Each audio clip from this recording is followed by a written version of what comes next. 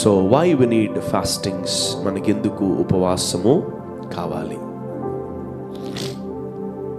Number 1, fasting is done for the focus.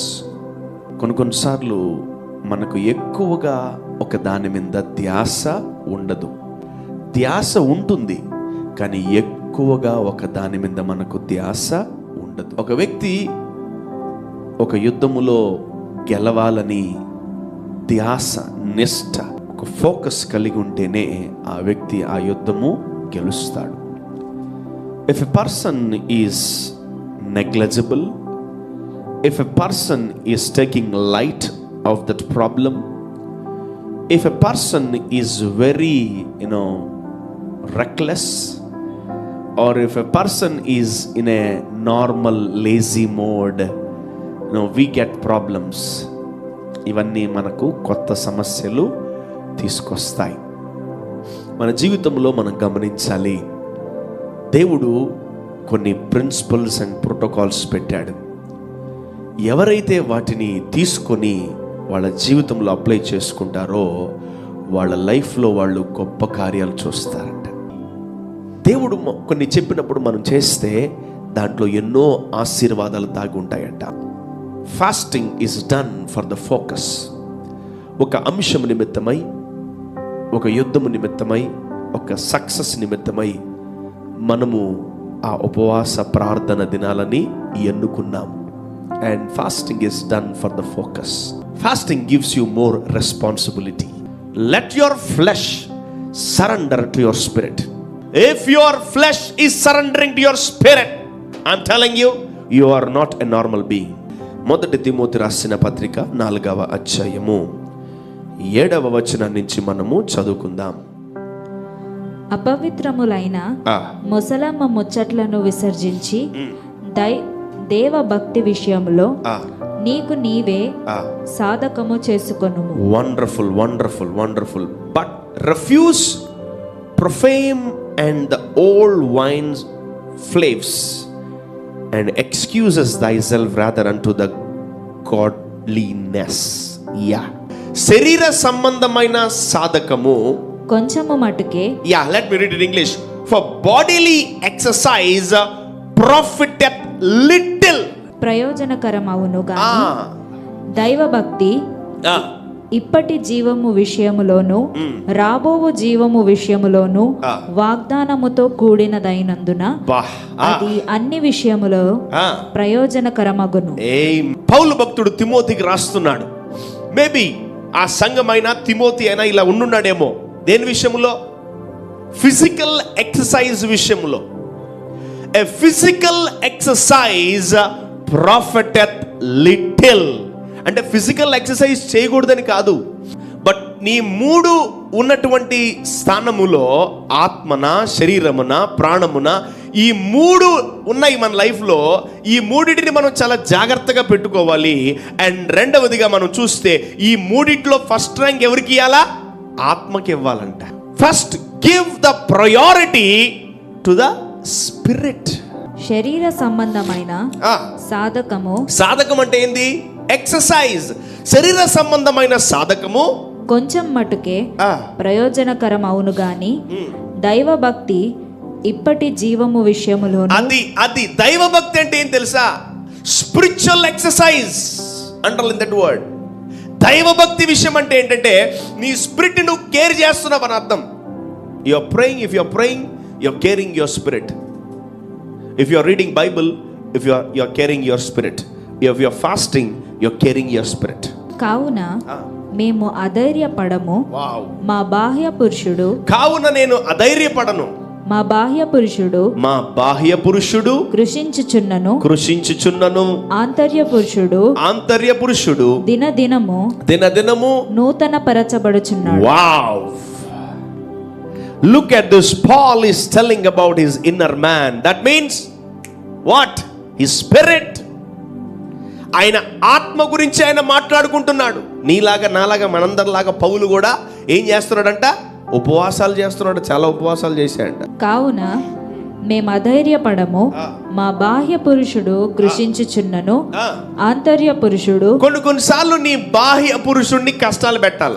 బాహ్య పురుషుడు అంటే ఎవరు తెలుసా? Your flesh. నీ శరీరాన్ని ఏం చేయాలి? కొన్నిసార్లు అప్పుడప్పుడు నువ్వు కష్టాల గుండా తీసుకెళ్లాలంట. కావున మేము అధైర్యపడము, ఎందుకంటే మా బాహ్య పురుషుడు కృషించిపోయినను, మా అంతరంగ పురుషుడు దినదినము నూతన పరచబడుతున్నా. Every day my spirit is renewing. Every day I am strong in the Lord. Every day I am receiving power from the Lord. ఎప్పుడైతే నీ ఆత్మ బలపడుతుందో, your spirit will control your soul, your spirit will control your flesh, your spirit will control every impossible thing. ఆత్మ బలహీనమైతే గుర్తుపెట్టుకోండి, నువ్వు ప్రతి ఒక్క దానికి లోబడాల్సి వస్తుంది. జాగ్రత్త. So be careful. Don't make your spirit dry and don't make your spirit weak. So spiritual power comes from the combination of body and spirit. సో నువ్వు స్పిరిచువల్గా ఎలా స్ట్రాంగ్ అవుతావంటే, నీ శరీరము నీ ఆత్మ రెండు కలిసి ప్రార్థన చేసినప్పుడు నువ్వు ఆధ్యాత్మిక జీవితంలో బలపడతావంట. Let your flesh support to your spirit. Teach to your spirit flesh every day. Wherever you are, listen to this word. I encourage you, my daughter and my son, try to come for the prayer and fasting and let your soul win your flesh in Jesus' name. Amen. దెయ్యమే మనల్ని ఆపాల్సిన అవసరం లే, నీ శరీరము కూడా నిన్ను ఆపగలదు. అపవాదే నిన్ను శోధించిన అవసరం లే, నీ శరీరము నిన్ను ఆపగలదంట. నీ ఆత్మ బలహీనపడుతుంది, చూసుకో నా కుమార్తె. నీ ఆత్మ బలహీనపడుతుంది, చూసుకో నా కుమారుడా. సో దేవుడు మనకిచ్చిన ఆత్మను మనం బలహీనపరిస్తే మనము దేవుడికి లెక్క చెప్పాలి. A spiritual exercise is not only for the present era but also an upcoming era. చదవండి తల్లి మళ్ళీ ఆ మాట. I think it's 1 Timothy 4:7. అపవిత్రములైన ముసలమ్మ ముచ్చట్లను విసర్జించి దేవభక్తి విషయములో నీకు నీవే సాధకము చేసుకునుము. శరీర సంబంధమైన సాధకము. అది దేవుడు చాలా క్లియర్ గా చెప్తున్నాడు. వేరే వాళ్ళ గురించి మాట్లాడలే ప్రభు. దేవుడు ఎవరి గురించి మాట్లాడుతున్నాడు తెలుసా? నీ శరీరం గురించి, నీ ఆత్మ గురించి దేవుడు మాట్లాడుతున్నాడు. ఆమేన్, హల్లెలూయా. శరీర సంబంధమైన సాధకము కొంచెము మటుకే. కొంచెమే, ఎక్కువ లాభం లేదు. నువ్వు డైట్ లో ఉండు, నువ్వు వాకింగ్ చెయ్యి, నువ్వు జిమ్ముకు పో, నువ్వు కాన్షియస్ లో ఉండు, అన్ని చెయ్యి, అది కొంచెం మటుకే ప్రయోజనము. కానీ నీ జీవితంలో ఎక్కువ ప్రయోజనం ఉండాలంటే ఏం చేయాలంట? Spiritual exercises. Morning prayer, afternoon prayer, night prayer, mid night prayer, fasting prayer, all night prayer. ఈ ప్రార్థనలతో నీ జీవితాన్ని ఏం చేయాలంట? నువ్వు నింపబడాలంట. ఎప్పుడైతే నువ్వు ప్రార్థన మరియు ఉపవాసాలు ఉంటాయో, నీ శరీర కోరికలు చనిపోతాయి. శరీరాశ, నేత్రాశ, జీవడము చనిపోతుంది. నీ శరీరం మీకు గెలవదు. నీ శరీరం చంపాలన్న దానికి వాయిస్ ఉండదు. సో ఎవరైతే ఆత్మలో బలంగా ఉంటారో వాళ్ళు వాళ్ళ శరీరాలని పరిపాలించుకోగలరంట. ఆమేన్. Your flesh will deceive you my son. నా కుమారుడా, నా కుమార్తె, నీ శరీరము నిన్ను మోసం చేస్తుంది. ఈ శరీర క్రియలన్నిటినీ జయించాలంటే నీ శరీరానికి ఉపవాసాన్ని జోడించాలి. ఆ ఉపవాసానికి ప్రార్థన జోడించాలి. If you pray and fast, your things will run in Jesus mighty name. Don't do spiritual fastings, do physical fastings and spiritual prayers. Spiritual power comes, I'm again telling you, spiritual power అంటే ఆధ్యాత్మిక దైవికమైన ఆత్మలో కావాల్సిన శక్తి ఎలా పుడుతుందో తెలుసా? నీలో నువ్వు ఎలా ప్రవచిస్తావు తెలుసా? నువ్వు ఎలా దర్శనాలు చూస్తావు తెలుసా? నువ్వు ఎలా వరాలు ఉంటాయి తెలుసా? నువ్వు ఎలా భాషలు మాట్లాడతావు తెలుసా? నువ్వు ఎలా కళ్ళకంటావు తెలుసా? when your spirit is strong. కానీ ఆత్మలో నువ్వు బలంగా ఉంటే టోటల్ అరినెరి నుంచి అరికాల వరకు అన్ని రుచికరంగా ఉంటాయంట. ఆమేన్. రుచి చూచి ఎరిగి తిని యెహోవా ఉత్తముడని. Who is strong in your life? నీ జీవితంలో ఎవరు బలవంతులై ఉన్నారు చూసుకో ఒకసారి. నా జీవితంలో ఎవరు బలవంతులై ఉన్నారు? నా శరీరమా, నా ప్రాణమా, నా ఆత్మనా?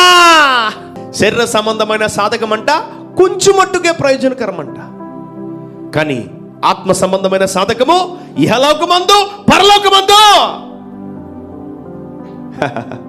ఆశ్చర్యంగా ఆశీర్వాదకరంగా ఉంటుంది. ఆమె ఒక భవిష్యత్తును, ఒక ఫ్యూచర్ని గమనించని వాడు అసలు దేవుని బిడ్డే కాదు. So every individual should think about his future. Fasting gives you focus, prayer gives you focus.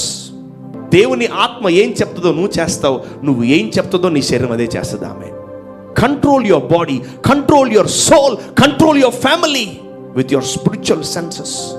ఎలా నీ అంతరంగ పురుషుడు బలపడతాడు తెలుసా? నీవు ఆత్మలో ప్రార్థనలో ఎదుగుతున్నప్పుడు. నీవు how you become spiritually strong, you know, by your physical body and the spiritual body. Physically స్పిరిచువల్గా రెండు కలిస్తేనే నీవు ఆధ్యాత్మిక జీవితంలో, స్పిరిచువల్ లైఫ్లో స్ట్రాంగ్గా ఉంటావు. నువ్వు ఆత్మలో బలంగా ఉన్నావా, బలహీనంగా ఉన్నావా? ఎలా ఉన్నావు?